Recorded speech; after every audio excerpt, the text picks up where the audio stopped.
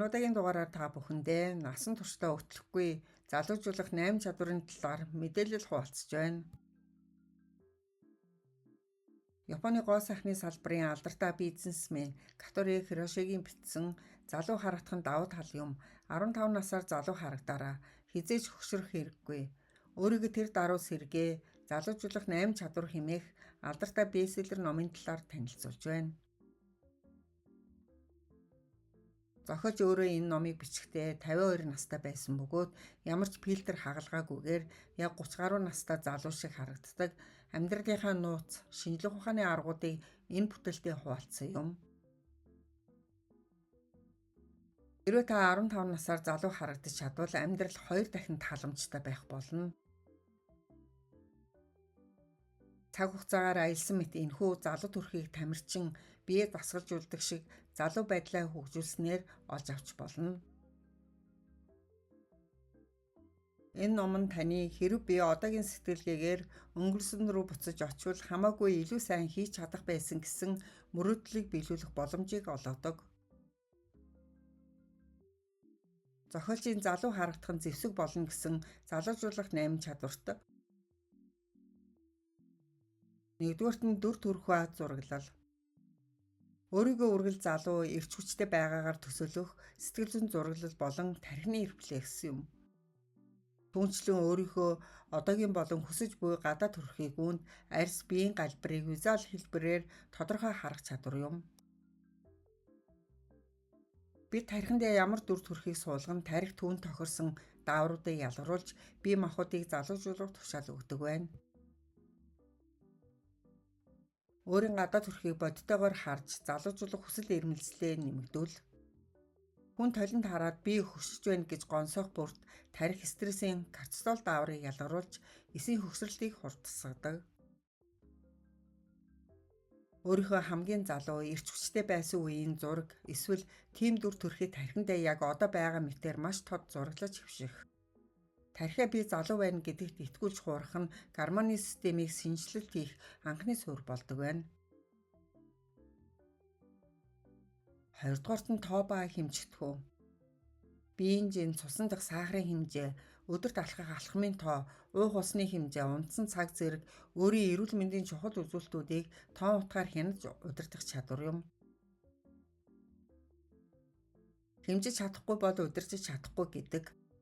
Тоон үзүүлэлтийг хянснаар та хэд хөвшрөлтөнд хүргэдэг суур өвчнүүд болох чихрийн шижин тархалтаас урьсан сэргийлж чадна. Зөвхөн арьс арчилгаагаар төдийгүй нүүрний булчин эрүүний шугамаа арчлах замаар өнгөлөг төрхийг бий болгоорой. Би одоо 40-50 настай гэдэг тоо хүнийг хайрцаглаж итгэхгүй болгодог. Өөрийнхөө бодит насыг бүрэн мартаж сэтгэлгээний болон биологийн өөрийн гэсэн залуу насыг дотроо тогтоох. Насны тоонд баригдахгүй байх нь таны гадаа төрх асар хурдан залуужих эрч хүчийг өгдөг. Залуужуулах ажлыг санамсаргүй байдлаар хийх ёсгүй, харин сайн аргаар хийх хэрэгтэй. Залуу төрхийг бий болгохын төлөө ухамсартайгаар ажиллах нь үр нөлөөг нэмэгдүүлэх болно.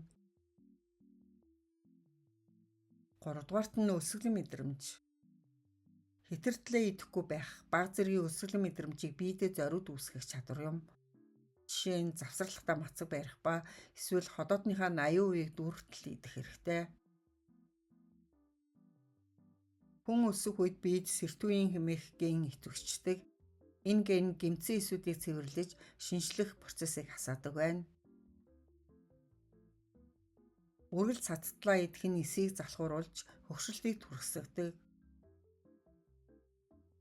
Бие бэлдэр оюун санааны хувьд залуу амьдрахын тулд хоолны дэглэм хамгийн чухал юм. Хэт шарсан хайрсан хоол болон чихрийн хэрэглийг хязгаарлаж эрүүл хоолтын зуршил баримтлах хэрэгтэй. Мөн антиоксидант хүчийг нэмэгдүүлдэг хоол хүнсийг сонгох хэрэгтэй. Дөрөвдүгээрт нь ус ба хуухны эрүүл мэнд. Ус болон хуухыг эрүүл залуу хэвээр нь хадгалах, цусны эргэлтийг сайжруулах чадвартай байх. Ус бол хүний насыг гадаа төрхөөр илтгэдэг хамгийн гол үзүүлэлтүүдийн нэг юм. Хуухны массаж хийж хялгасан судасны цусны эргэлтийг дэмжснээр нүүрний арьс унчхаас сэргийлж өсний ургалт өтгөн байдлыг хадгална. Зохиолч гоо сайхны бизнесийн хүний хувьд хүний бодит насыг нүүр биш үс хамгийн түрүүнд илчилдэг гэдгийг чамд баримталдаг. Өсний хэмжээ, хөвсгөр байдал болон хуухны эрүүл мэндэд онцгой анхаарах хэрэгтэй. Толгой руу очих цусны эргэлтийг сайжруулж, үсээ залуу, амьд өнгөтэй байлгах нь таныг залуу харагдуулахад туслах болно. Зохиолч гоо сайхны салаанд очоод би 5 насаар залуу харагдахыг хүсэж байна гэж хэлэхээс бүү ичээрэй гэж хэлжээ. 5 дугаарт нь тууштай байдал. Сайн дадлууд олох дасгал хөдөлгөөн зөв хоол зэргийг нэг удаа биш амьдралынхаа туршид тасралтгүй тууштай хэрэгжүүлэх чадвартай байх.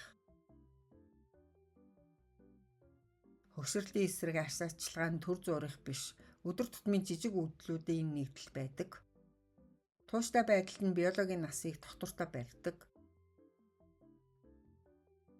Өөртөө ямар ч дарамт, стресс өгөхгүйгээр маш жижиг залуужуулах үйлдэлүүдийг өдөр бүр таашаал авч тууштай хийж хэвших чадвартай байх. Тарих гоё байна гэж хүлээж авсан зүйлээ л насан туршийн дадал болгодог байна. За 6 дугаарт нь биеийн төвцөг тэнцвэр.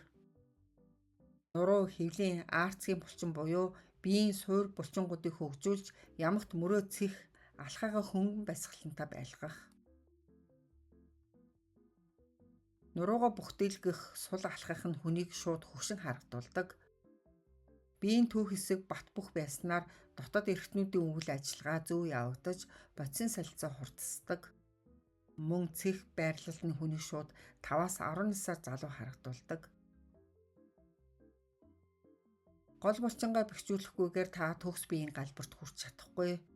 Тиймээс нас ахих тусам гол булчингаа дасгал сургуультаар сайтар бэхжүүлэх хэрэгтэй. Таны биеийн үйл ажиллагаа сайжирч, дотор эрхтнүүд зөв ажиллаж, өвчин эмгэгт нь сайжрах нь гарцаагүй байх болно. 7 дугаарт нь чанартай нойр. Биологийн цагийн хэмнэлийн дагуу шөнийн цагт гүнд чанартай унтаж амрах чадвар эзэмших. Шөнийн 22 цагаас 02 цагийн хооронд хүний биед өсөлтийн даавар болон мелатонин хамгийн ихээр ялгардаг. Нойргүй явсан ганцхан шөнө арьс болон тархийг хэдэн сараар хөксрүүлдэг байна. Шөнийн нойрны чанарыг дээцэхт нь хүргэж, залуужуулагч гормоныг саадгүй ялгаруулах орчинг бүрдүүлэх хэрэгтэй. Унтахаас өмнө дэлгэцийн цэнхэр гэрлээс холдож, тархиа бүрэн амраас сурах. Залуу насны нойрны гол түлхүүр нь унтахаасаа өмнө цагийг хэрхэн өнгөрүүлснээс бүрэн хамаарна гэж хэлэх нь хэтрүүлэг биш юм. Унтахын өмнө нойрны үр нөлөөг нэмэгдүүлэхийн тулд тайвшруулах дасгал болон йог хийх хэрэгтэй. 8 дугаарт нь сэтгэл зүйн шилжилт. Стресстэй нөхцөл байдлаас өөрийгөө хурдан татаж авах симпатик мэдрэлийн системээс парасимпатик мэдрэлийн систем рүү шилжүүлж сурах чадвар эзэмших. Кортизол даавар нь арсны коллагенийг шууд устгадаг. Стрессээ тайвшрал руу хурдан шилжиж сурснаар та бие махбодоо дотоод өрөвсөл, эрт хөгшрөлтөөс бүрэн хамгаалж чадна. Төрөг бодол, урам зориггүй байдал, архаг стресс нь хөгшрөлийн хамгийн аюултай хор юм.